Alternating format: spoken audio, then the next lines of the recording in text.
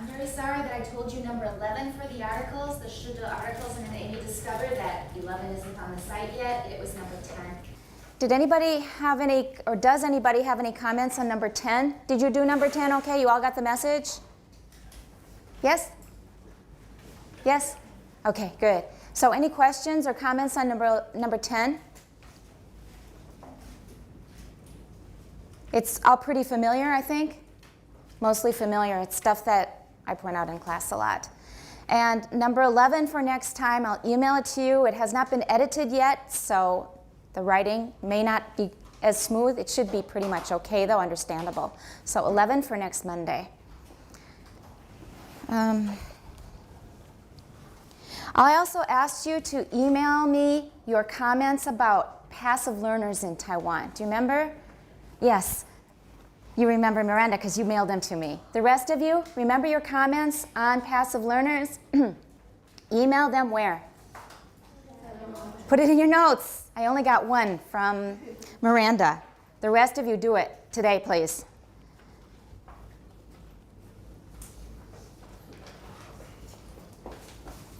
All right. We're mainly going to concentrate on Chapter 8 today, but second hour, we will have a little demonstration with a web page. So we're just going to plow ahead with Chapter 8, and then we'll have something different at the beginning of second hour, and then continue with Chapter 8. So that's pretty much what's on the menu for today. So let's continue. Sylvie, page 206, second paragraph. That's what I have, right? I have a question. Sure. I was reading reviewing article number 9 and about 念齿the 二字 you wrote is 一个齿在一个我不知道 I wrote different one. Do you want to put it on the board?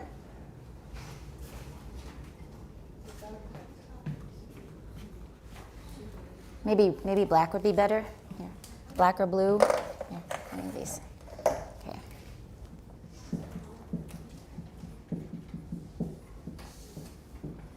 I wrote this one.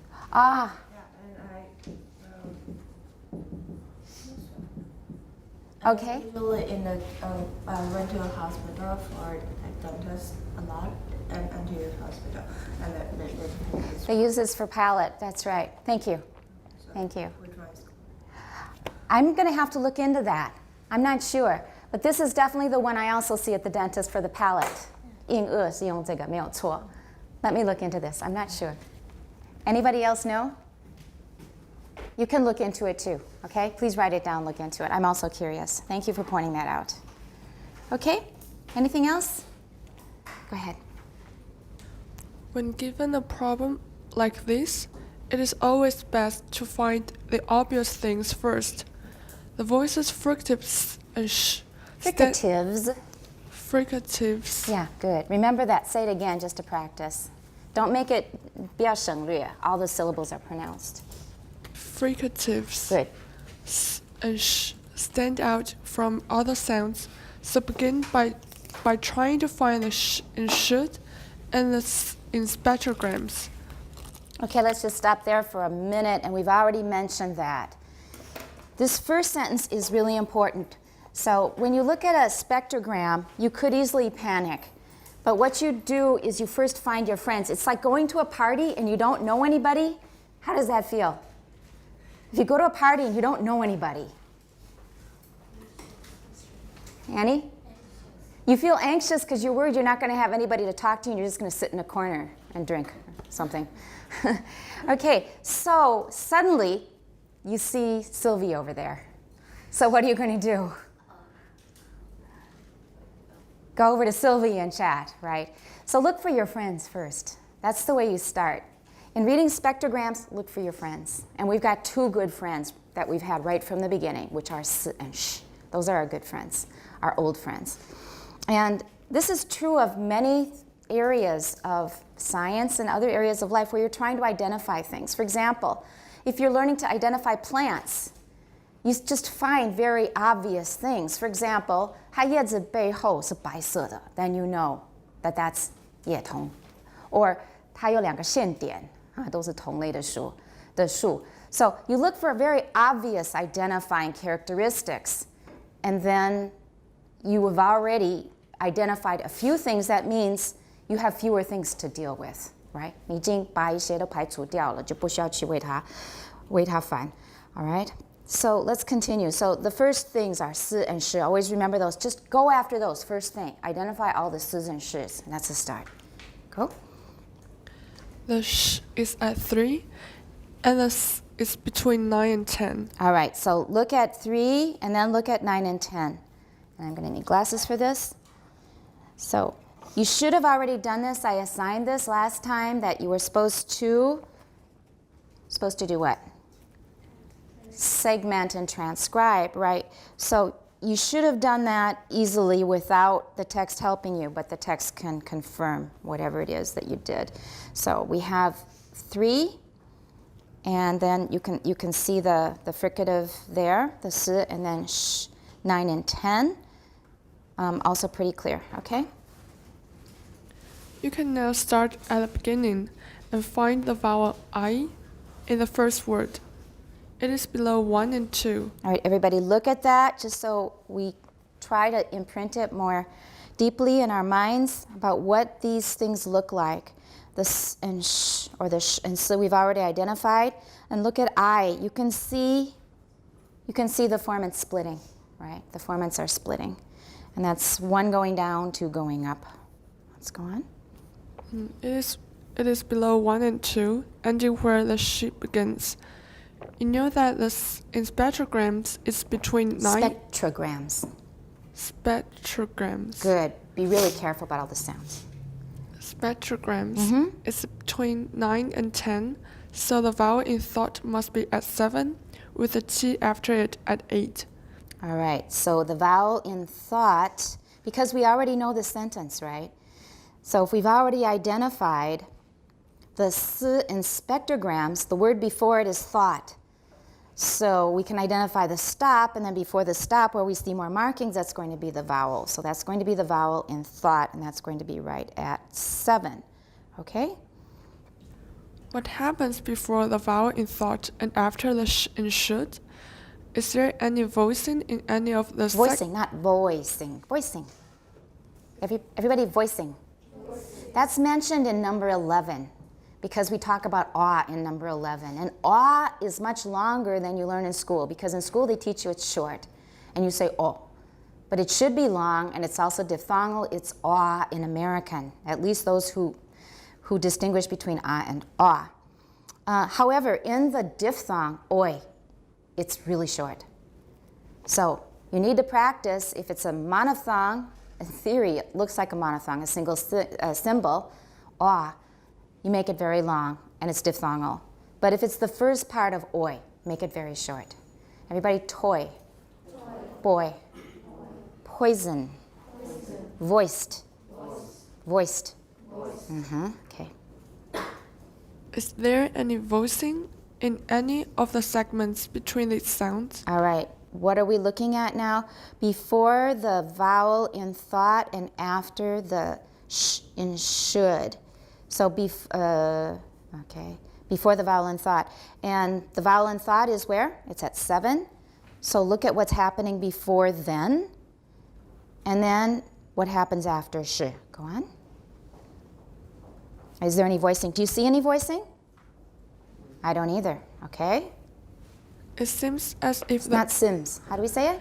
Seems. Yeah, watch this one. This one is easy to fix if you're paying attention just to the spelling. If you're reading, you've got the spelling to help you. E is almost always E. So 自然发音法 will help you when you're reading, especially. If you're not sure, if you say sims, you're not using the spelling to help you, you're just using habit.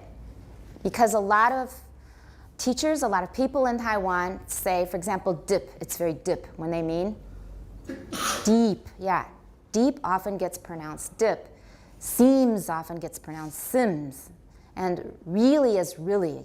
Okay, really is not terrible, because some people may say it that way, but it's better to say it really, in my opinion. So really seems deep. Put that in your notes. Whenever you see EE, and often EA. EA is trickier because there are a lot of exceptions like bread and spread.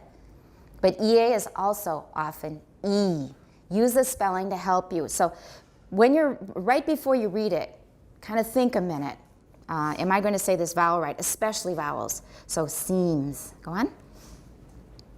It seems as if the whole of the phrase should have was pronounced without any voicing. Okay. This is going to be, first of all, this is pretty important. And it's important in that when you're reading spectrograms, you're going to see visually what we actually say rather than what we think we say. So should've, is voiced, de should be voiced, and have, should have. Often the H will be omitted. If it is a 虚词, not stressed, and it starts with H, we often drop the H. For example, that's his book. That's his, not his. It's not that we can't say his. If we're being careful, we will say his. That's his book. That's his book. But in running speech, we'll usually or very often drop the H in 虚词. So function words that begin with H and that are not stressed, function words are usually not stressed unless we're contrasting them, we often drop the H. So that's probably what happened here. Should've instead of should have. So should've. Probably not voiced at all. Let's go on. There must be a T, a T at 4, and an F, and a th at 6. Take them one at a time because our brains can only process one at a time. If we look at 4, 4 should actually be what?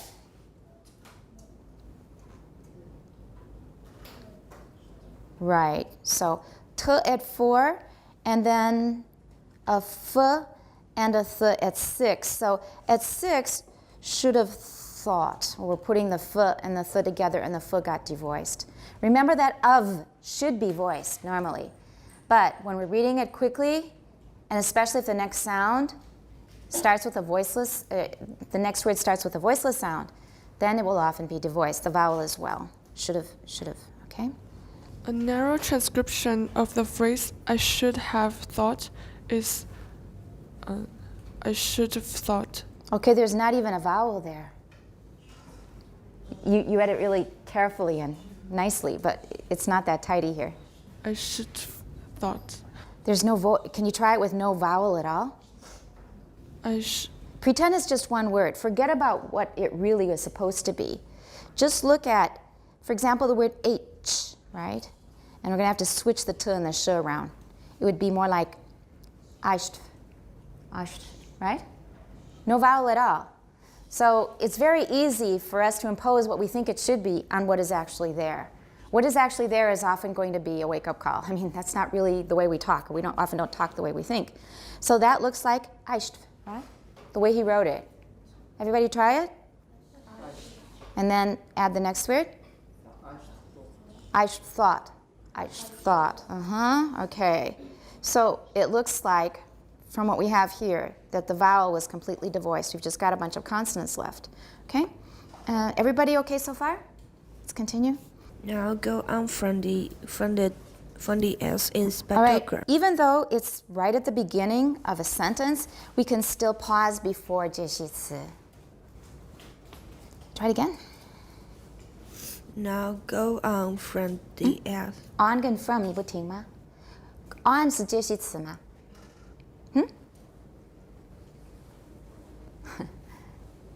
Is on a preposition here? No, it's not. It belongs to go on. It's part of what we call a phrasal verb. And what is the stress of phrasal verbs? They're both stressed, and the second one has a tonic. So that means if we've run into a tonic, if we ever run into a 小 tonic, what does that mean? It's the end of a thought group. It's the end of a thought group, which means that we pause a bit. Okay? So there are two good reasons to pause. One is we've got a 片语动词, and because it's a tonic, we know that we really should pause after it. And it may not be very long, but we should pause. And next, we do have a real preposition. So now go on from the S in spectrograms. Even before in spectrograms, we're going to pause. So those rules are real. It's not just something you copied out of an article for your notes. They really, really apply. They really are used. So now go on from this in spectrograms. Now go on from the S in the Do it again. spectrograms. From the what? From the S. Well, we won't say it S because it's put in brackets, so we should just say S. And even if we were going to pronounce it as the name of a letter, it wouldn't be ass. It would be S. Why is this one especially important to watch out for? If a native speaker hears you say, now go on from the ass in spectrograms, you laugh too. It's not just us native speakers, right? For words that will turn into something that will make people laugh, usually because it's 粗话, okay? 这个算比较粗的. It's not horrible, but it's funny because we're not expecting people to 突然间冒出粗话来 and laugh at it. I mean, not that he couldn't curse, I'm sure he did, but watch out for the ones that turn into something else. We've given you other examples like beach and sheet. Be very careful with those, especially careful. 你其他地方有点随便就算了. Sit and seat 没那么严重, because sit and seat are both very neutral words. Please sit in your seat, no problem. But if it's sheet and you make it too short, suddenly people are going to be distracted. Same with beach, okay? What a beach. Living and leaving, those can also be a big problem because they are both verbs and they occur in similar circumstances. We've talked about this before. I don't like your living or I don't like your leaving. One of them could be a pretty harsh statement and you may not even be aware of it because living is a very, very common mistake for leaving in Taiwan. 最近几个礼拜, I have already picked this out in all of my classes and many students now. Even with reminders, they still forget. Living and leaving, put that on your priority list. Don't mix them up. 不会变成粗话, but when you put it in a sentence, it could be something awful severe. Okay? I don't like your living. Pretty awful. So please, special attention to words that turn into something else that will either be funny or embarrassing, or most of all, distracting. The worst problem is it's distracting. They'll miss your message because they're trying to process that funny word they weren't expecting. Okay? Try again. Now go on from this in spectrograms, Good. bearing these points in mind. Good. Try to transcribe spectrograms were unreadable. Unreadable? Unreadable, remembering that some of the sounds you might have expected to be voiced. Voiced was? Be voiced. Might be voiceless. Good. Some of the sounds you might, why do we pause after sounds?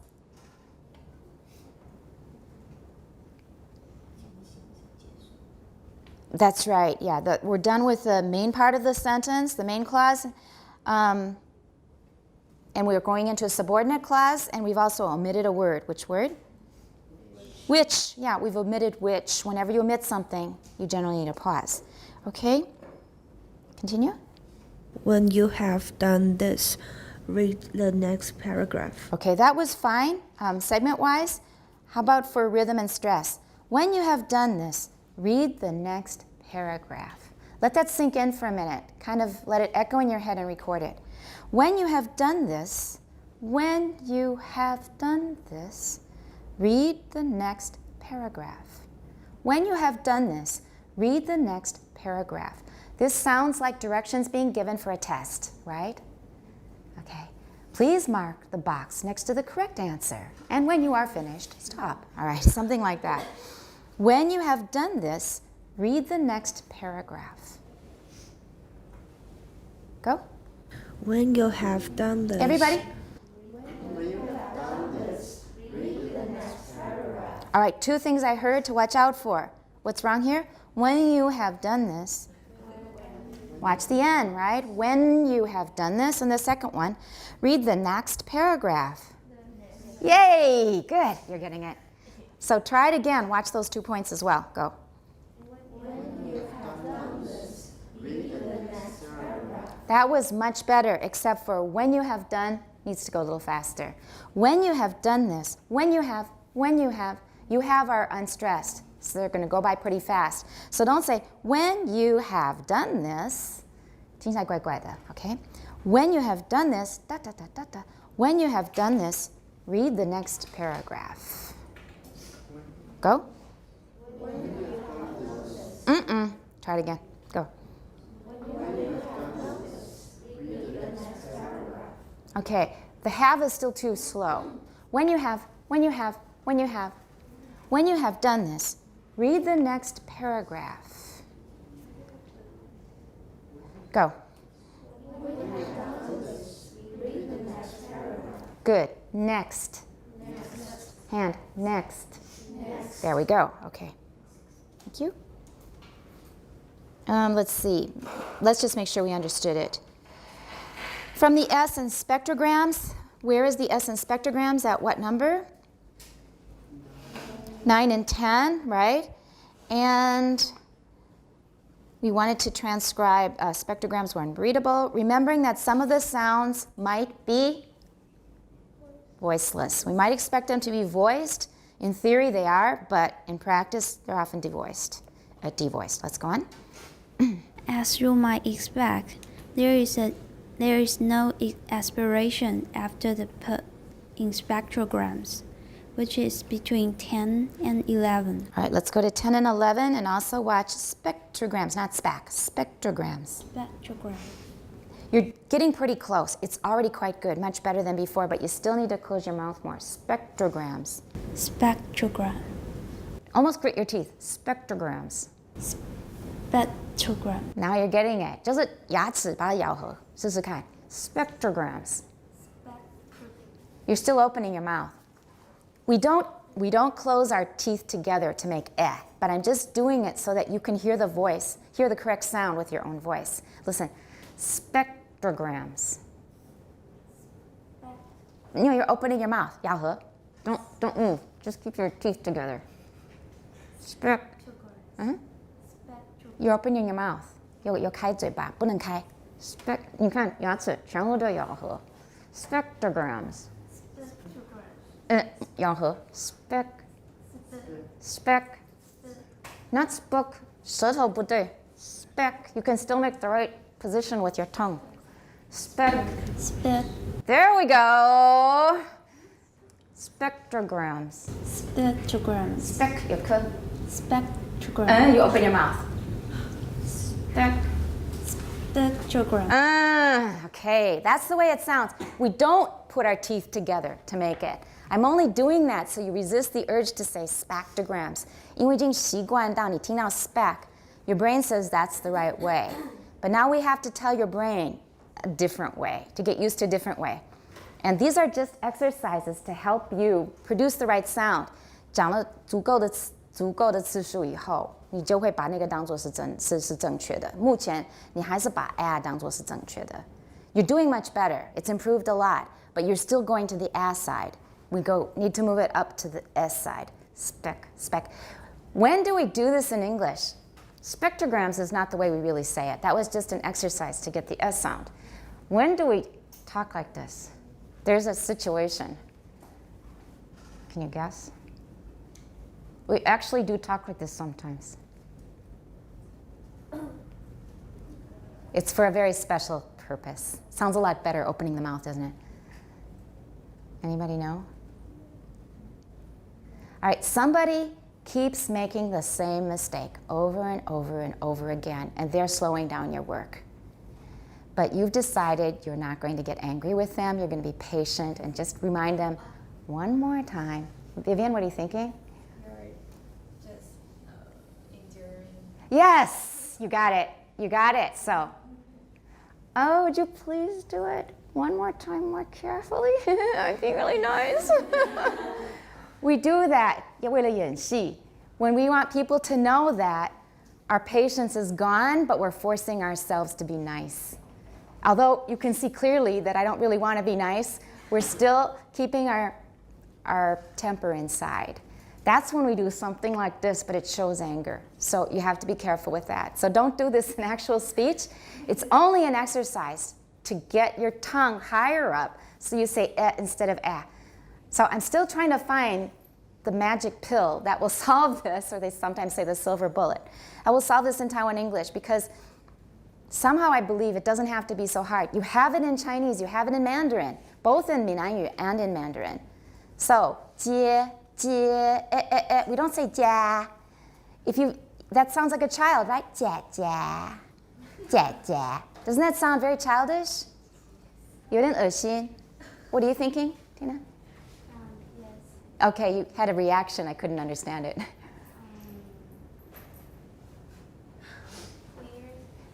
Weird. Weird? Yeah, it sounds like a really 很皮的一个小男生，然后就是扒在那个他的姐姐的身上，姐姐给我糖果吃之类的。Okay, 姐姐。Realize that it does the same thing in English. When you say 姐姐 as 姐姐, it's 有点恶心, right? Is that right? Am I characterizing it correctly? It does something similar in English as well. 你的英文的 念出来有个类似的一个效果。That's why you should avoid it. That's why I react immediately. 我不是刻意想一想，这个音不对，应该跟他们讲一下。You can see my reaction is visceral. 就是内脏有个反应，马上就有个反应。Because people react emotionally to certain mistakes more than others.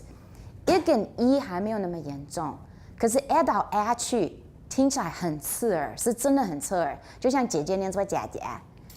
So watch this one. You can fix it, but you have to be aware of it and you have to be motivated to fix it. If you're not motivated, then we'll say it 100 times and I'll say, just one more time. Right? Okay? So, What was our word? Expect. Everyone expect. Expect. Please put this in your notes. If you can think of a better way to help Taiwanese fix this, please tell me. Think about it. A way that would work for you. I'm only using what I think would work. What I've observed seems to work a little bit anyway. It's not necessarily the best. But think about how we can teach and how we can get people to establish the new habit. Teaching the sound is one thing. 理论上或者就是在示范的时候把它念对，这是一回事. That's usually not so hard. But putting it in where it belongs is harder to change because that's habit. So one more time, expect. Watch the k. Expect. Expect. There we go. That sounds very good. Go ahead. And also spectrograms. Spectrograms. Right. Good. Okay.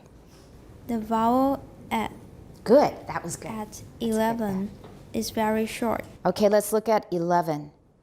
11, we can see a very clear vowel there, can't we? The vowel is not devoiced. It's very clear. We can see the form and structure very clearly. Okay?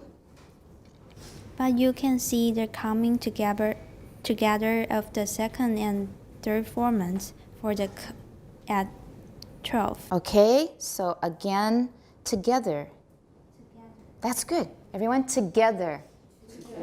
Together. Not two. Together. Good. Together. Good. Can you see F2 and F3 coming together around 11 going into 12? Yes or no? Good. Okay. Miranda can't. I don't know about the rest of you. Let's go on. The t is also at 12. At 12? At 12 and is highly aspirated. Okay. Highly, not highly. Highly Good. aspirated so that the following is R. R Or is almost completely Good. voiceless. All right, so after the spec, they come together for the k at 12, and then t is also at 12. Highly aspirated, it's going to be voiceless. So when we get to the r, the sound, it's also pretty much voiceless because of spectra. The k and t are both voiceless. So they're going to spread out into the assimilation. And that's why we have a narrow transcription of upside down R with a circle. It's devoiced. Go on. There is virtually no voicing. No voicing. No voicing in the short at 13. Good. Can we see the form and structure clearly at 13? Did anybody answer? We're at number 13. 14, right? We have a very short, it's short. Now, we don't have much voicing, but it seems that we can still see the form and structure there. Okay, let's go on. The velar stop at 14 is released into r, easily located by the lowering of the third and fourth formants. All right, can you see 3 and 4 going down steeply around 14 to going into 15? Yeah, so 3 and 4. In this case, F4 helps you a bit. They're going down very steeply. Okay, it's released into All right, go on. Yeah.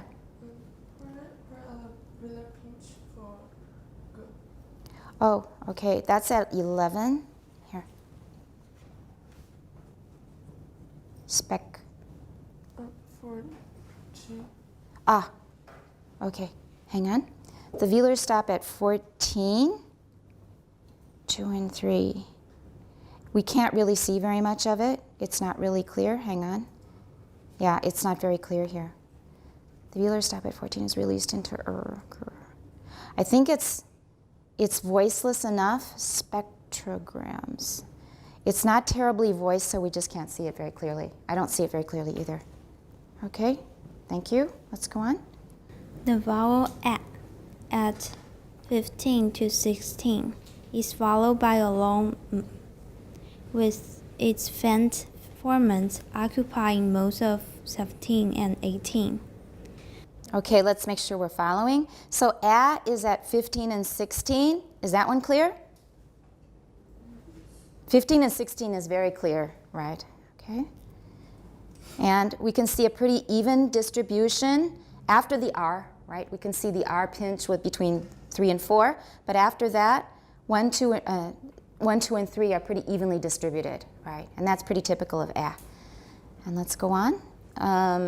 Followed by a long and we notice that as a typical nasal, a lot of the vowel formants are missing, and we've got fewer nasal formants instead, and they are much lighter, right? Okay. It's faint formants. Did you read that already? Okay, occupying 17 and 18. So through 17 and 18, you can see basically 2 fairly clear but faint formants plus a third one, another one in the middle. Not a third one, it's one in the middle, a little bit, the beginnings of one. Okay, let's go on. The fricative at the end of these words. End of this word. At the end of the words. Can you link? End of. And. End of. End of. Right, the point is you're saying end of this word. It's not wrong, that's fine, but usually we link it. End of. Make the D the beginning sound of. End of. Okay, everybody note that. It's something to forget. There's so many things to remember, so that's why we have a weekly pronunciation improvement plan. Concentrate on one at once. But linking is pretty important. It's not wrong if you don't link, but it just sounds very choppy in English. It's one thing very typical of both British and American English, we link. Whenever we can link, we usually link. Unless there's a pause, then we don't. But if we don't pause and the next word starts with a vowel, remind yourself to link, because it will make it smoother and also easier to understand. And you're less likely to make a pronunciation mistake that way in some cases. For example, when you say anga, anga, but it should be an. If you say n, you put the n over in the n, you're not going to make it velar. So instead of anga, you say an, and then it'll be correct. So linking will often help you get the right sound as well. Okay.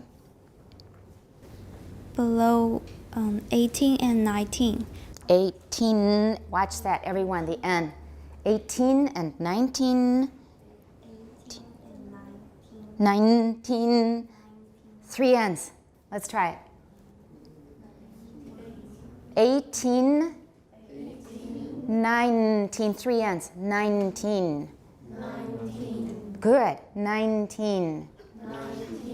19. 很不习惯, I bet. Okay? It sounds really good, and it sounds different from what I usually expect from students. They say 19, 19, 19, 19, 19. Okay? the sound in 19, the I sound sounds so nasal. It's very nasal, usually, because anything that comes before a nasal is usually nasalized, and it comes after a nasal as well. So there's probably going to be no let up in the nasalization. The whole word from start to finish, including all the vowels, both vowels, are probably going to be heavily nasalized. To say it without nasalization would take quite an effort. 19. 19. That's not so nasal.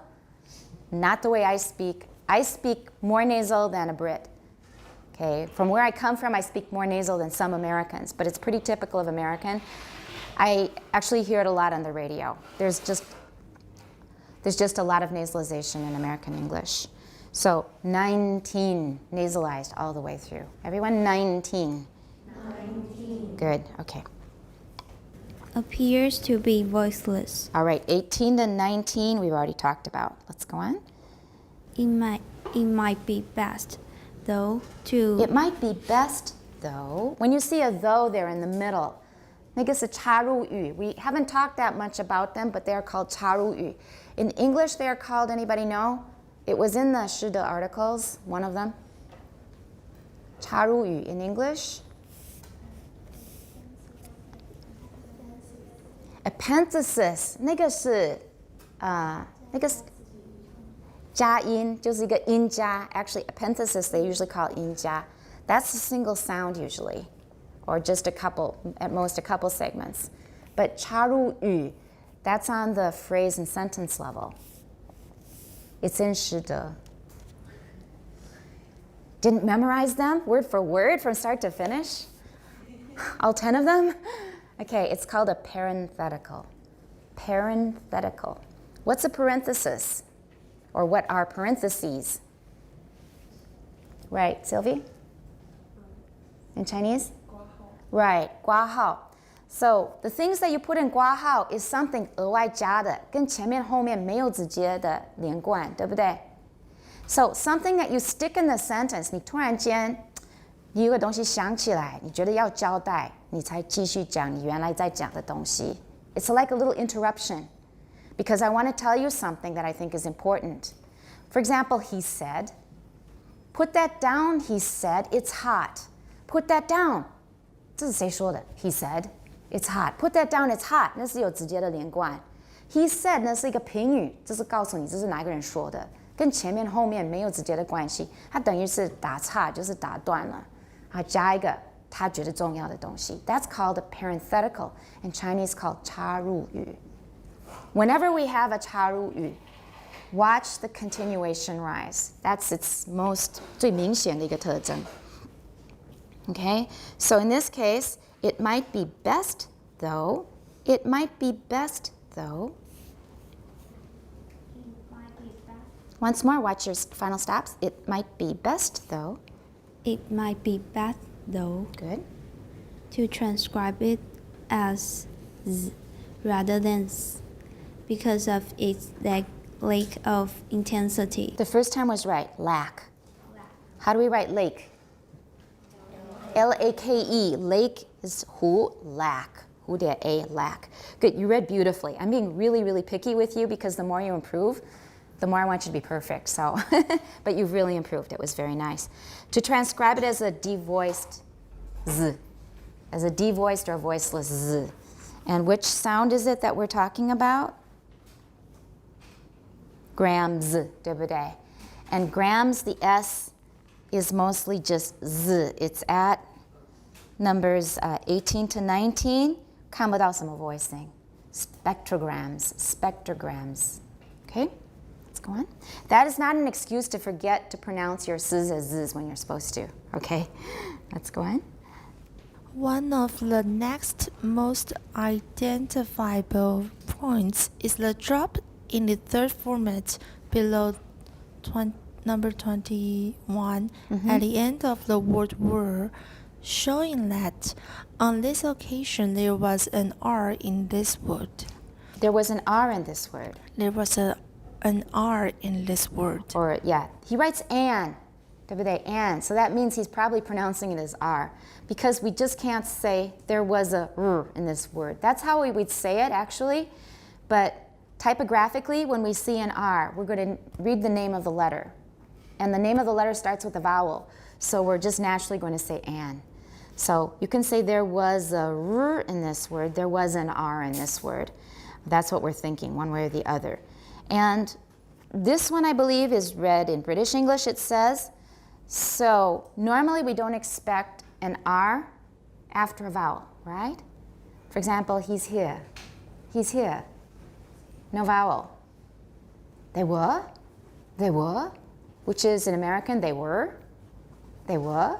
But here we have the R because, keep reading.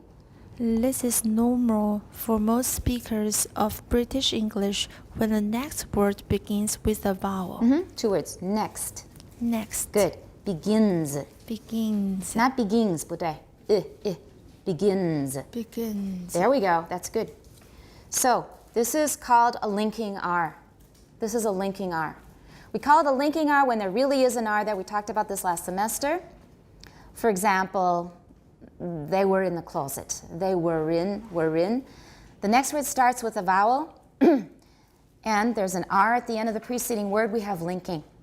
So instead of making the R disappear, well, Brits don't think it disappears. They just don't have it. They were. But if there's a vowel in the next word, they were in the closet. In American, we'll have it anyway. In some cases, we have a final schwa and then a word that begins with a vowel. As we've mentioned before, there's no R there at all, as in China or in Japan. China and Japan, there's no R in China. But we still hear it in the speech of many British English speakers because they're in the habit. 他觉得 were 后面本来就没那个 R。那后面用母音的话，他已经习惯成说 were in， 那个 R 又回来了。可是如果有个类似的字，后面没有 R， 可是母音有点像，它那个 R 还是照样放进去当一个连音。So China and Japan is the same to many Brits as they were in the closet. Do you see what I'm saying? So we got the habit from a real R, but it was carried over, 有一点被 overgeneralized. And then we call it an intrusive R, 就是闯入的一个 R. 本来就有 R, that's a linking R. 可是本来没有 R, 可是又放一个 R 进去. That's called an intrusive R. They come out the same in speech. We give them different names though because one originally was there and the other was added out of nowhere basically. So one is a linking R.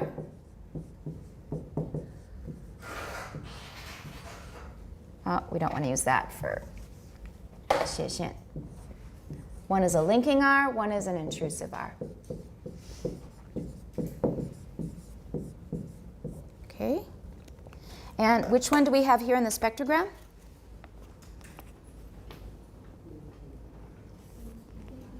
A linking R, that's right, because there is really an R there. At least in the spelling, we know that historically there should be an R there. Historically there was, later it was dropped in British English. We still have it in American and various other dialects like Irish. Okay, go on. The w at the beginning of this word. Say at the again. At the beginning of this word, at 20. All right, everybody look at 20 now. We've got a w, and what do we see there that's typical of w? Keep reading and that will give us a clue. Is distinguishable by the low second format. All right, so look at 20 and look at how low F2 starts. F2 starts very low, rises very steeply. Okay, let's compare the W and the R again, just to remind ourselves. And they're on page 203. Just to remind ourselves of the difference between R and W, which have things in common. 2 and 3 come together almost for R, but 3 has the steeper rise, right? 3它就比较陡峭. But for W, 3 is also rising, but 2 starts very low. So that's a way to distinguish between R and W. They're quite similar. But if 2 goes down especially low, it's a W. And if you can see that 3 has the steeper rise, it's probably R. All right, so that's useful. Let's go on. The syllable N of unreadable is below 22.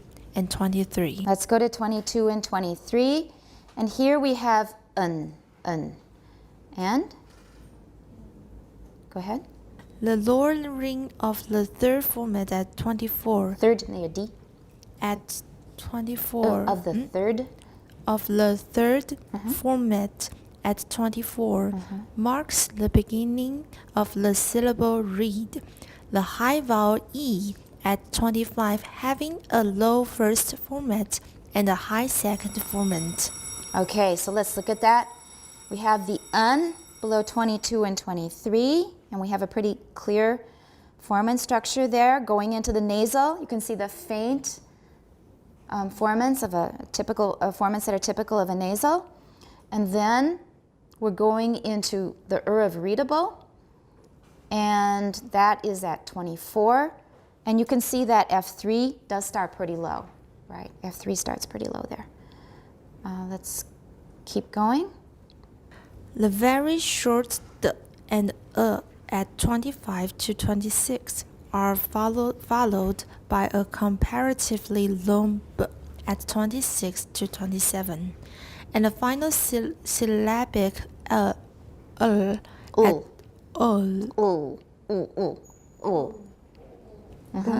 at 27 to 28 looks like a back vowel. Very good. Okay, so we've got up to the lowering of the third formant at 24 is the beginning of the syllable of read. That's at 24. We're going into the vowel. What kind of a vowel do we see here? A high what? At 25, we see a high what? E, right? And what is high? What is notably high? F2, right? And that's typical. Everybody can remember that as one of the first vowels we've learned. That very high F2, F1 is low, typical E, readable.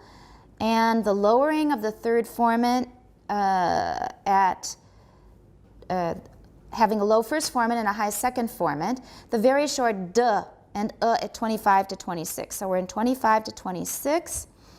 We have a very short D. Is it voiced?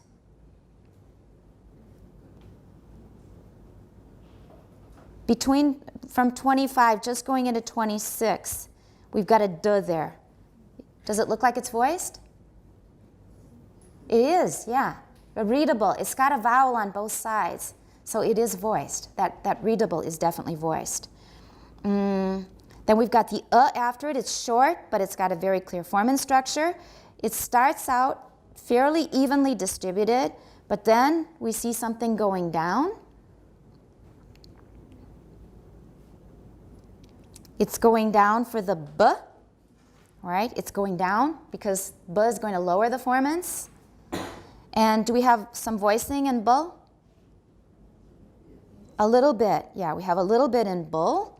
And finally, we end with ul, but does it look like a consonant? Or does it even look like an approximant? No, because approximants usually, especially sounds like l and m and n, they tend to be what? Darker or lighter? Pretty light, right? Just like nasals. But is this one really light? No, which means, do you think that there is alveolar contact? No. Probably not. So unreadable. There's probably no alveolar contact. So it's as loud as a vowel. That's why it looks like a back vowel, in addition to its formant structure. All right, so we got through that whole spectrogram. That's how spectrogram reading works. At first, it's kind of scary because you think, I never would have gotten that myself. But after you've gone through it a few times, you start recognizing more and more old friends. You get to know more and more of the gang. And the things you don't know are reduced to a smaller number, and then it's not so scary anymore. But it will never be easy, I have to tell you. It will never be easy, and you're never 100% certain. It's an art, it's not a science. So if you just look at a spectrogram, you can't just read it off. As far as I know anyway, so far. Machines will be able to. If you feed it into a machine, it will produce something, you go, yeah, that's right. But just in reading it visually, I don't know if people can do that yet. Okay, and that means we're up to here. Whose turn next hour? Okay, so Miranda, you start next hour. We're going to take a break. Let's continue. First of all, book sharing. Here's another book that I got with this same order. And this one is about hearing. And you'd think that by now we would understand exactly how hearing works. Are you under the impression that people who study this stuff, they pretty much understand how hearing works? Do you have that impression? Well, we don't. There are a lot of things we do know, but there are a lot of things we don't know. And when you really get into this stuff, you will sometimes be very surprised because we often assume that there are experts out there who have taken care of everything. We often assume that, right? We don't know that much, but we're specializing in something else, but those experts seem to have figured it out. Often they are wrong. Often they will freely admit that there are a lot of things they don't know. The thing is that we often have this idea that the experts know about this stuff, 我们就很放心交给他. Often their information is wrong. Sometimes correct information is being suppressed. Sometimes they say they know and they don't. Often they admit that they don't know. In this case, anybody who studies hearing will admit there are a lot of things we don't know about hearing. There are a lot of things we do know that are very interesting to learn about, but we don't have the whole picture yet. This is a relatively new book. It's called The Universal Sense, How Hearing Shapes the Mind. How Hearing Shapes the Mind. 我们所听到的东西会塑造我们的头脑. That's an interesting idea, by Seth Horowitz. It's quite new. He's a rather unconventional person who is passionate for what he studies. A lot of his life has been spent doing crazy experiments, but he has a very tolerant wife. He's very lucky. So this is, I haven't read it, I've only read a bit of it, but this is a new book definitely worth looking out for. That's book sharing. We're going to do a web page first before we go to Prat for the background. And this is one I think I mentioned in class before. It's called The Case of the Missing Fundamental. I'm just going to read it to you, follow along, and we'll have a little demonstration when we get to the end. We have learned that when we hear a periodic sound, the pitch we perceive is based on the fundamental frequency of the sound, rather than on any of the harmonics, also called overtones or partials, which may also be present in the signal. This is a pretty dense opening sentence. Let's just make sure we've understood everything. When we hear a sound, remember we learned that in addition to the fundamental frequency, we've got all these overtones above it that make it sound much richer. That's what we get with a human voice. We also get that with various instruments. Some instruments, on the other hand, don't really have much in the way of overtones, like a flute doesn't have much, whistling doesn't have much, right? Remember we saw the demonstration? We didn't see overtones with whistling. With the voice, we have lots of overtones. But the pitch that we hear, if we had to identify the pitch, like find the pitch on a piano, is which of those frequencies? It's the fundamental frequency, right? Now I want you to do a thought exercise. What do you think would happen if we erased the fundamental frequency? We took that frequency out. 我们就是可以或者把它盖住掉，或者把它消除掉. We can do that with a computer, not too hard. If we took out, say, for example, if it were 100 hertz, we've got overtones of 200, 300, 400, 500, etc. And not etc., by the way. More and more native speakers say etc. It should be etc. Et means and in Latin. Cetera, I think it's the rest of the things, other things. So etc. So we have 200, 300, 400, 500, but if we took that 100 out, what do you think would happen? We'd probably think it was a 200 hertz signal, right? Does everybody agree? That's what intuitively we think. If we took out both 100 and 200, we'd probably hear it as a what kind of pitch? 300 hertz. That's what we intuitively think. When I say intuitively, 有没有觉得有点鬼？我们的直觉是这样子. When I start a story like that, what are you expecting to come? Wendy? That's right. Excuse me, I didn't mean to interrupt. Yeah, actually the truth is different. So, let's go over it again. We have learned that when we hear a periodic sound, the pitch we perceive is based on the fundamental frequency of the sound rather than on any of the harmonics, because we can take away all the harmonics, it's still the same sound, although it sounds much thinner. It doesn't sound so rich. Okay? And these are also called overtones or partials. We didn't have that word before. Partials is another word for overtones, partials, which may also be present in the signal. They may be present or they may not be present. If we've got the fundamental frequency, we can have overtones, but if we don't have overtones, we still hear that pitch, right? We also know that the fundamental frequency is the lowest in frequency of the harmonics. Remember, when we say harmonics, we include the fundamental frequency. If we say overtones, we're not including it. That's the difference. There are exceptions to this, which we will disregard for now. We've talked about undertones before, and especially, first of all, in Tibetan chanting, we find undertones. With bells, bells have some of the most complex acoustics you can imagine from any one source. 钟的那个响的声音，它那个声音的结构非常非常的复杂。You might put that in your notes. That's useful to know. If you make a big bell sound, the acoustics are very, very, very complex. I don't think anybody's figured them all out. You can make a spectrogram and sit down and try to analyze them, but they're very complex. So you'll have undertones with a bell. You have undertones with Tibetan singing, for example, chanting. But we're going to ignore those for now. Normally, the fundamental frequency is the lowest pitch that we're hearing. Is that right? And it also has the greatest amplitude of all the harmonics. Of all of the sounds we're hearing, all of those multiples, the loudest one is the fundamental frequency. But the reason we perceive only the pitch of the fundamental frequency is not due simply to its greater amplitude.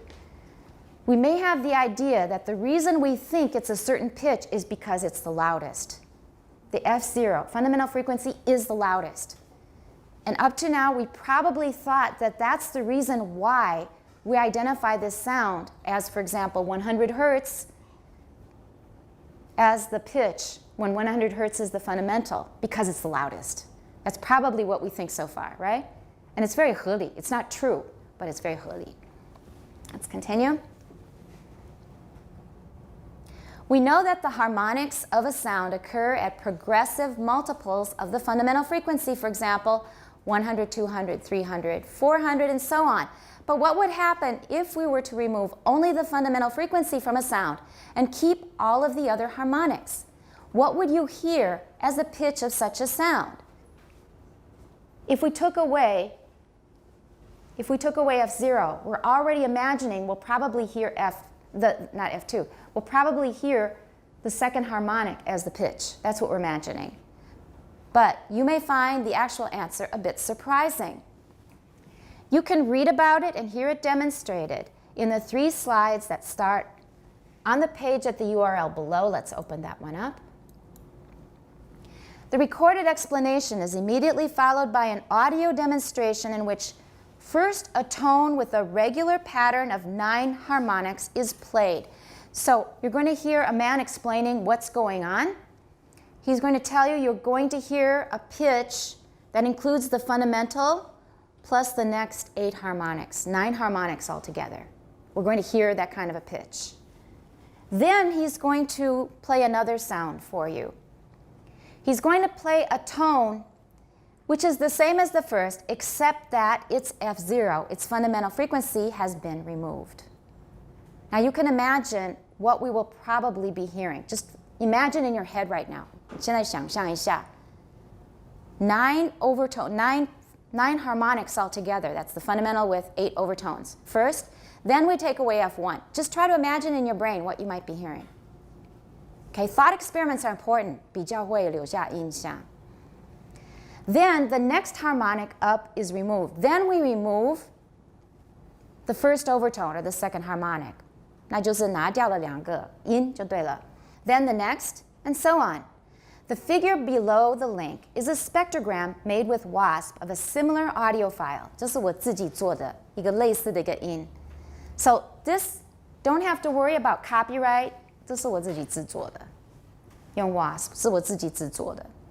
So here is F0. Now it's gone. Here the fundamental frequency and the first overtone is gone, and then the first and the second overtone, and so on. So that's the series of sounds you're going to hear. Okay, and let's find out what it's like. Hypothesis 1. We ascertain the pitch of complex tones by listening only to the fundamental component in the complex. That's what we thought. This means we're using the fundamental frequency to determine the pitch. But this is contradicted by, that means Somebody else is just the opposite. The case of the missing fundamental, 好像一个调查案一样。Okay, 侦探小说的调查案。We can use the fundamental if it is there. 所以如果有 F0， 我们可以用它来确定它的音是在哪里，来 determine where the pitch is. But we don't need F1. If it's there, we use it. If it's not there, not F1, sorry, F0. But if it's not there, we don't need it. Let's find out what they're talking about.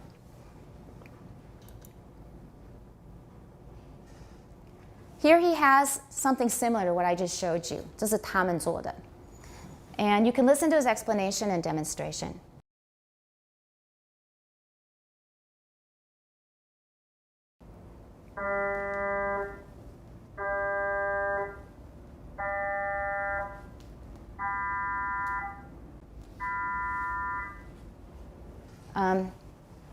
Do you think that the pitch changed? Bella says yes. The rest of you say no. Bella, did the pitch change? You change your mind. Not sure. You didn't notice? You didn't think so the first time, but then you thought it changed, or? Yeah, I didn't say I think. Oh, I'm sorry. Misunderstood. So you all agree that it sounds like the same pitch, right? It sounds higher, but are you going to change it to a different note? Is basically what we're hearing. But it sounds like it's getting filtered. It sounds like talking on the telephone or something, right? Which is exactly what's happening. They're filtering out the lower harmonics. Just listen again.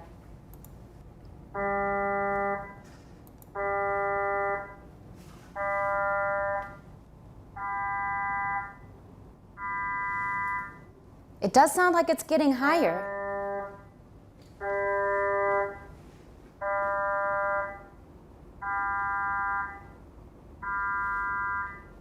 Would you call that the same pitch or a different pitch? Confused.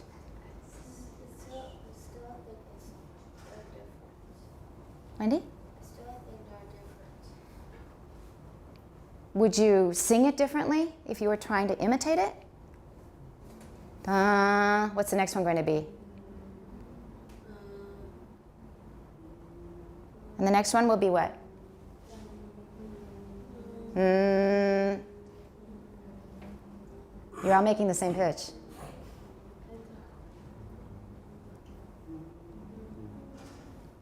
We could go up an octave, but it's not quite the same. It's taking away the lower part of the structure, but we're still going to identify it as the same pitch. It definitely sounds higher because we're missing those parts at the bottom.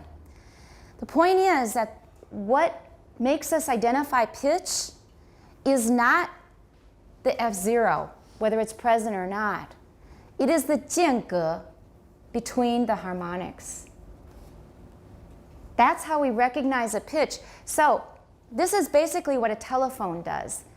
When you hear somebody talk on the telephone, does their voice sound different? Especially, let's use a guy with a lower voice as an example. 就是声音比较低的一个男性，对不对？ You talk to him on the phone and then you talk to him in person. Does his voice sound different on the phone? It does. How does it sound different? Can you describe it? The sound sounds more thinner. It sounds thinner. That's a good way to describe it. It sounds thinner. If you had to pick between higher and lower, does it sound higher or lower? It sounds higher, doesn't it? But this is a key question. Can you still tell that it's a male voice? Can you still tell that it's a male voice? Would you mistake it? Because a lot of these on the telephone are actually filtered out.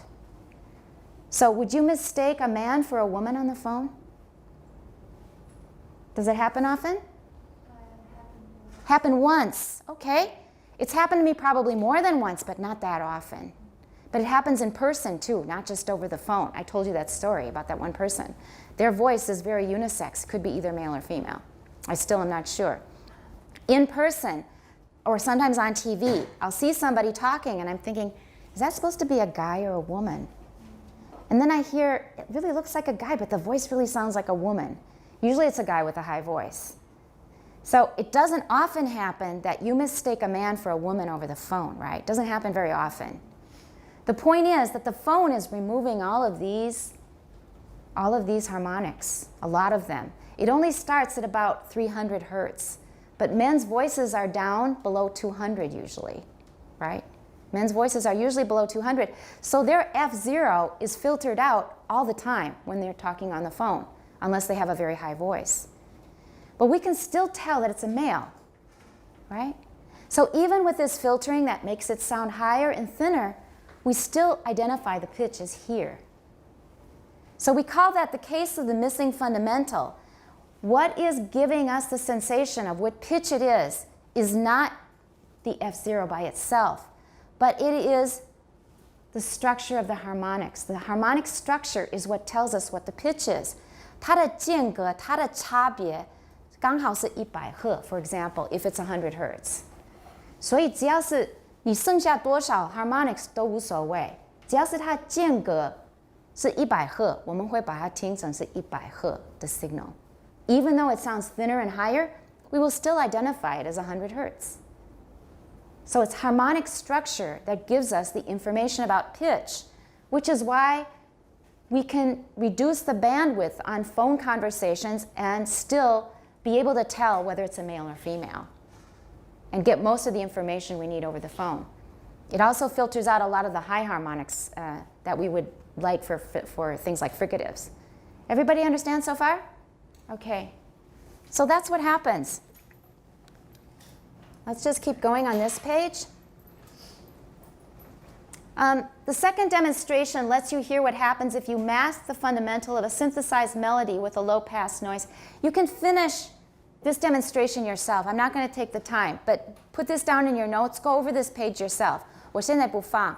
它是如果把下面盖住，它用噪音盖住那个 F0， 是你还是听得到是什么调子，或者它把噪音盖住上面的 harmonics， 你还是可以听出是什么调子。That's the point. Okay? And then Wikipedia has an entry on the missing fundamental with a different sound file. Question? Okay, we'll just look at it quickly, if it loads. And then we have this page with the sound samples. Seems to be loading very quickly. We'll just keep going. So in these files, the fundamental and first two overtones above it are missing. Okay, we're not going to wait for it. The pitch your ear and brain hear is in each case not based on the harmonic with the lowest frequency. 我们认定的那个音高，并不是根据我们所听到的最低的一个倍音，不是这样子，或者一个泛音。You hear rather the tone as having the pitch of the original fundamental frequency, even when it is not physically present in the signal. Why does it happen? Well, very simply, it would seem that it is the harmonic structure that determines our perception of pitch, rather than simply the frequency of the lowest harmonic that is physically present in the signal. We understand that all now, right? Okay? You will hear it as high and thin, but we still think it's that pitch. We still hear that pitch. It is as though our brains calculate the difference in hertz from one harmonic to the next to decide what the real pitch of the tone is. 所以我们的头脑会计算，从这个倍音到下个倍音差几赫，我们就认定那个就是它的基频。Okay? Yeah? This is called a difference tone. When you hear two pure tones, the ear and brain subtract one frequency from the other, and you hear a tone with the frequency of this difference. 所以你如果听到两个不同音高的音，你的头脑会把它们相减，你得到的结果，你又会听到那个音。So if we have two pitches that are different that we play at the same time, we're going to hear a third pitch at the same time. 信不信? Everyone's sitting still. You're not sure if you believe it or not? Okay. As a further example, if you've ever played with a two-tone whistle, you may remember that when blowing, you heard a third lower tone in addition to the whistle's two original tones. Now this is something, I tell you these stories about how I used to agonize whether the vowel in writer was the same as the vowel in rider. 我小时候想这个东西想很久。Writer 到底是是不是同一个母音？ That's the kind of stuff I thought about when I was little. So when you read these biographies, like in Chinese works, they say 什么这个从小能诗之类的，很小开始写诗，我是很小就开始听声音了。I used to play with a two-tone whistle. 它是有2个不同音的一个哨子。And I invented a language that was sort of a Morse code based on whistle pitches. So, dun dun means come here, and dun dun means I'll go to you, for example. I played with that. I wrote out my own language. And then later on, my friends said, Karen, that's too complicated. So we tried talking to each other with these whistles, and we didn't get very good at interpreting what they meant. My friend totally gave up. I was still interested. Okay, my friend was not into that. She has not become a phonetician. Okay, I noticed that if I played the two together, I heard a third pitch. I had only 2 pitches, but you hear a third pitch. Have you ever played with something like that? Okay, well, I've brought one. Okay, this one has 3 pitches, but I'm going to stick my finger in one of these to block it, so you'll only hear 1 and 2 pitches at the same time. So I'm going to leave the middle one out. 就中间我把它拿掉. First of all, here's the first one. And here's the higher one. How many pitches do you hear each time? I only hear 1 pitch. All right, I'm going to play the 2 together. And you're going to hear a kind of discordant third pitch. 有个音跟它有点不合. You're going to hear a third pitch, but you may not believe your ears. So let's just try the 2 together now. Do you hear an ooh sort of sound in there? Amy, you hear it? Can the rest of you hear that other pitch? It's 3 sounds. It's not just 2. 它有点音有点不合的感觉. Can you? But it's hard to describe, but it sounds weird. It sounds weird. It's not just 2 pitches. If you don't believe me, let's use a spectrogram. Let's see if we can see it on a spectrogram. We're going to go to Prat. And this is Prat Objects. And here's the recorder. We're going to record each pitch separately, and then we're going to put the 2 together. And then we'll see what turns up in the spectrogram. I'm going to have to fix something, though, first, because we need to make it narrow band. We'll wait till the picture comes and we'll adjust it. Okay, we'll just record it. So, record.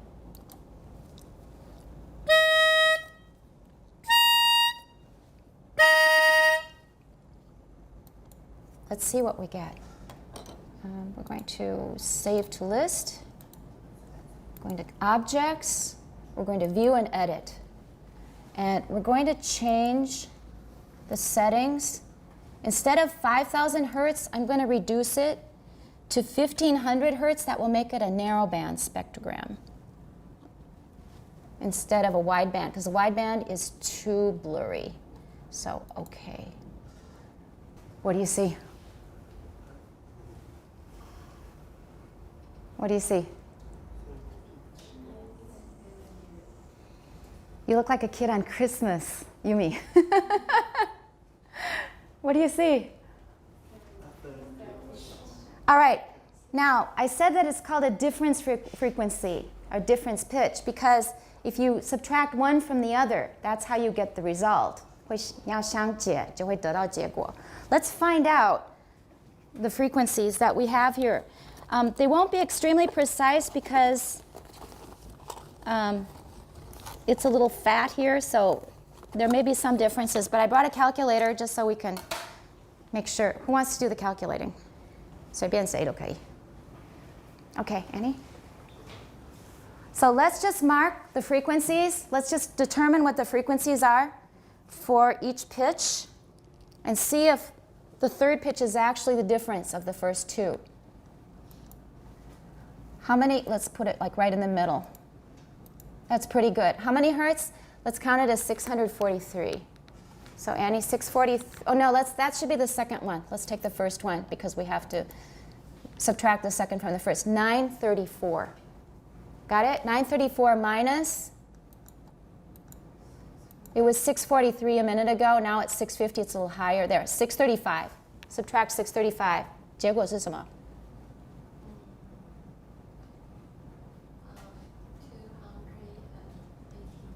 289. Okay, it's hard to get it right at the right point. But what do we get here? 314. 因为很粗，所以不会那么准. But is it pretty close? It's pretty close. If we did it a little lower, we'd probably get it closer. 如果每个地方刚好在它的 center frequency 的话, we would get, here we go. This is getting a little closer at the bottom of the frequency. So you can see that this third pitch is the difference of the first two, right? Now, you can do it with your voice too, and then you'll see kind of funny things happening. Let's close this one. Let's try recording the voice, making other pitches. So I'll just use the low pitch and then do different things with my voice.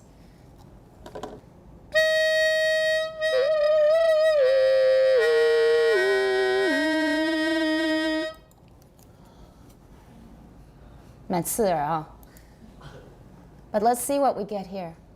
Let's view and edit. So here's our, turn on the light. Here's our original pitch, which is nice and even. Here's my 比较陡的声音, but I'm on the same pitch more or less. And then I start going down. Now here, this and this 还蛮干净的. It's still just one sound, right? So it's not like my voice put these things here by itself. If my voice is on the same pitch, more or less, as this, we still basically just get one line. Okay? But when I start going down, what's happening here? Those are the difference frequencies. Is that cool? Okay? So this tells you something about the case of the missing fundamental. This is what our ears do. Not just our ears, that sound is out there. It was recorded, right, objectively. So that's a difference frequency. Now there's another interesting thing about this. Have you ever, okay, I grew up Lutheran, so I went to church every week, and I heard a lot of organ music. Now, if you go to the 国家音乐厅, the most noticeable thing, I think, when you walk in there and you're looking straight ahead is you see what? This huge organ, right? When it goes down really low, the pitch goes really low. First of all, how do we produce those sounds? We have to have pipes of different lengths. Now, if we stop up the pipe at one end, if we close it up at one end, the pitch is going to go down an octave. So we can get some pitches, make some pitches go lower by closing one end. We can make them go higher by opening the end. We mentioned this when we were doing our other demonstration before, but just take my word for it for now. If you close up one end, you get a pitch that's one octave lower than if it's open. So 一个 end open, 一个 end closed. 你得到刚好会差个8度音. So we can use the same pipe to get two different octaves, right? But what about these really, really low sounds, really low, down to like 30 hertz? You need a very, very, very long pipe, even with the end closed.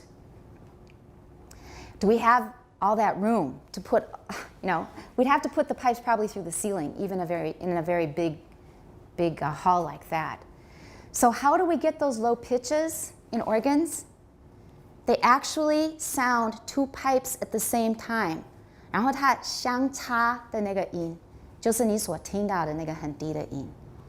They use that to get the effect of low notes on an organ instead of making very, very, very long tubes to get the same pitch. So that's one practical application of the difference pitch in the real world. Isn't that stuff cool? Okay. All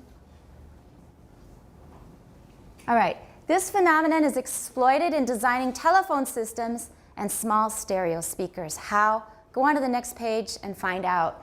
Now, some of these links, the next page is okay. The page after that, a lot of the links need to be replaced because this site totally revamped itself.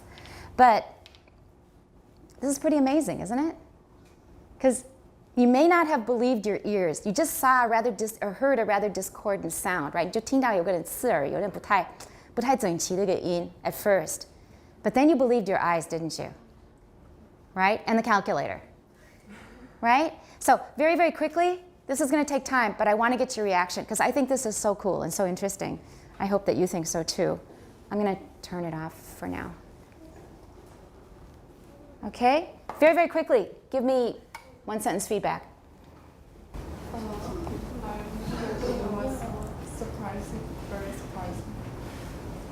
You can kind of doubt it at first when you're thinking, well, actually it does sound higher, maybe it's a different pitch. But the second demonstration was kind of undeniable. Yeah. So anything else? I haven't played with that before. You never played with one. I think it's what happens to be available in the stores. And 就是美国的那些小玩具，它会一次一次的流行。台湾应该是一样的，可是可能是不同东西。Or are they always the same? 应该是，就是一段一段时间都会有点变吧。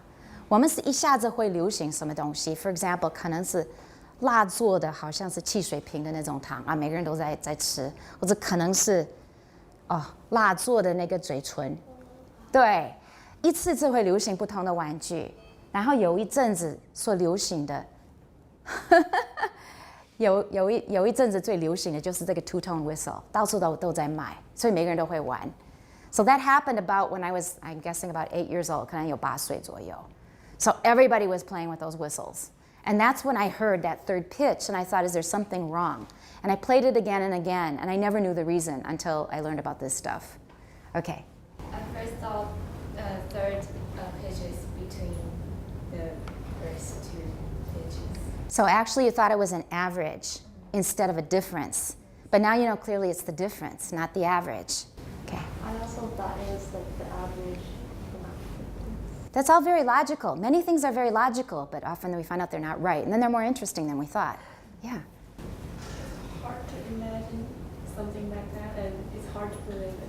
But now you believe it, don't you? I mean, when you see it with the spectrogram, then you believe it. I think just as Vivian is, I think it was something between the original two pitches. Okay, our brains do a lot of good guessing, but we're not always right. I at first thought that it was just interpretation from our brains that we heard, that we hear a third term.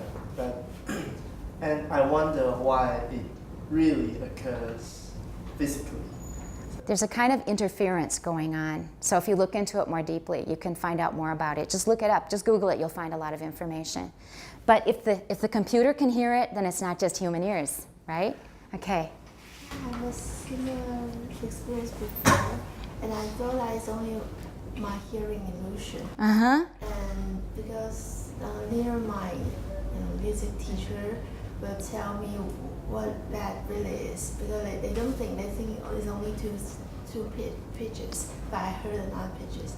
And that time I think maybe it's some problem about my ears, or maybe something. How old were you? Maybe I was in elementary school. About how old? 也差不多跟我一样8岁嘛左右，还是10岁左右? Okay, there you go. So you noticed it, and then you wondered, what the heck is that? And your teacher said, no, it's not there? It's only two pitches. That's what happens when we want to believe something. That's what happens when we want to believe something. And when our students ask, we just 盖过去, right? We're going to have to go back on a lot of things, but it's not just teachers who do that. All of us do that. And a lot of things, like I said about fat and salt not being the big problem. It's just everybody was made to believe this, most people. Okay, I never believed it all along, just observing my own body's reaction to food. But if you hear something, look into it. That's what you learn from it. And sometimes you can go back to something that somebody convinced you didn't exist. And now, don't you feel better about yourself now? And that you were clever for noticing it. Okay. I didn't even notice there's a third tone. When I was playing? Yeah, because I didn't think about it, and I didn't believe it. So Yeah. I guess that's why I didn't hear it. Absolutely. When we don't believe it or don't want to believe it or don't think it makes any sense, our brains will reinterpret the data so that it fits into our understanding of the world. I'll just play it one more time, just see if you can hear it. You can hear that ooh, that 抖抖的那个声音 because it's discordant. Yeah. Okay. Tina? And when I first heard a sound that removed the fundamental frequency, and I just wondering when we can say it is because the filter is thinner, or when we can say it has higher pitch. In this case, they have actually removed it, so it does actually have a higher pitch. It has higher partials. It has higher harmonics. But we still interpret it as, in this case, actually there's a difference, because with this one you could actually see it there. With this one we physically removed it. Okay? We will hear it in, we will hear an F0 regardless of how much information we get. But we physically removed it in this case. It's gone. So they just used 他们用技术把它那个消除掉. In this case, we got the difference pitch. It was there. We didn't remove anything. So in an actual situation, you're going to get that F0 somehow because our brain will put it there. 因为200减100就是100. So it's going to be there. Yeah. In this case, we physically removed it. There is a bit of a difference. I don't know if that answered your question. So for this same thing, we could physically remove, we could use a filter and take out that pitch. Yeah, but we would probably still hear it there because our brains do that. Yeah. You need time to think about it. I have to think about Okay, good. All right, Wendy. I had similar experience when I was playing guzheng, because my teacher was playing and she put Plucked. two string Plucked. Mm-hmm. plucked two string at the same time, and I was outdoor and I thought it was 3. Mm-hmm. Yeah, that's how I felt. You heard a difference pitch. Yeah. Okay, it's real. All right. I will be mailing you another article, the article that I said I was going to give you last time. I'm going to mail you the one that's not the final edited version. But it's got, I think the information is still pretty clear. So please add that to your summary for Monday. It's getting close to the end of the semester. We need to finish stuff up.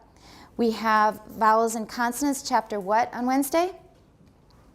9, all right. And any questions so far on 9, or maybe some of you haven't started on it? Please go back to this page. Try the demonstrations yourself. Actually, I've been looking for a whistle or a horn like this for a long time. 我很喜欢逛音乐店，就是乐器行. And sometimes I'll see something. This is the first time I've actually used it in class. I've been meaning to, and so finally used it. I couldn't find one of those two-tone whistles in Taiwan. I mean, no wonder you didn't play with them. I don't see them sold here. But they're very common in the US. So I finally found this, and then figured out we could control the pitches this way. So go back to the page and listen to the demonstrations yourself, and go over the material, because there's going to be another one that's kind of interesting as well, that's related to it. Okay, any questions? All right, and who starts next time? Very good, Miranda? Good. All right, we're going to now go on to the next part. This is also homework for Wednesday, because you need to be prepared, otherwise it's just going to be a bunch of very dry descriptions of this sound looks like this on the spectrogram. So please do the next spectrogram, figure 8.14. Have it ready by Wednesday. Study it carefully so you can relate what you see to the sound that it's supposed to represent. Okay? So spend time on this. Do a good job on it. It'll make life easier for you because we're going to have harder assignments after this. This one is still not quite so bad. And they'll give you the answer at the end. Don't jump ahead. Try to do it yourself before you get the answer. Okay, that's it. We'll see you on Wednesday.